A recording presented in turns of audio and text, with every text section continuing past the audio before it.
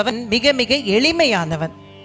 நாம் கூப்பிட்ட குரலுக்கு ஓடி வரக்கூடிய ஒரு சின்ன குழந்தை மாதிரி. அதனால தான் முருக வழிபாடு அப்படிங்கிறது ரொம்ப எளிமையாக யார் வேணாலும் செய்ய முடியும் அப்படிங்கிற மாதிரி, எல்லோருடைய மனசுக்கும் நெருக்கமாக இருக்கா மாதிரி அந்த மாதிரியான ஒரு வழிபாடு. அதனால தான் நாம் முருகனை தமிழ் கடவுள் அப்படின்னு நாம் போற்றுறோம். அந்த முருகன் தமிழால் அவனை வணங்கினால், தமிழால் அவனை வாழ்த்தினால் அவன் ஓடோடி வரக்கூடியவன் என்பதற்காகத்தான் அவனை தமிழ் கடவுள் என்று வாழ்த்துகின்றோம்.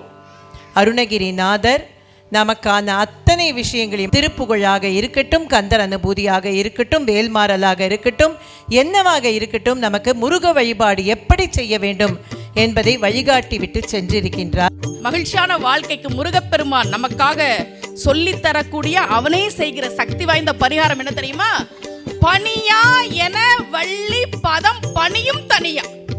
வள்ளி முன்னாடி போய் நின்று நீ இடுகிற கட்டளை அனைத்தையும், நீ சொல்கிற வேலை அனைத்தையும் நிறைவேற்ற நான் தயாராக இருக்கிறேன் என்று வணங்குகிறாராம். யாரு சொல்ற? அருணகிரியார் சொல்றார். இப்ப புரிதா? திருமண வாழ்க்கை மகிழ்ச்சியா இருக்கணும்னா என்ன பண்ணணும் அப்படின்னு. முருகப்பெருமானுடைய அவதாரம் என்பது கலியுகத்தில் நமக்கு எண்ணற்ற நன்மைகளை செய்வதற்காக ஏற்படுத்தப்பட்டது. இந்த முருகன் எப்படிப்பட்ட தெய்வம் தெரியுமா? ஏன் எல்லாரும் முருகனை தேடி தேடி வராங்க? ஏன் எல்லாரும் அவனுக்காக பாத யாத்திரை போறாங்க?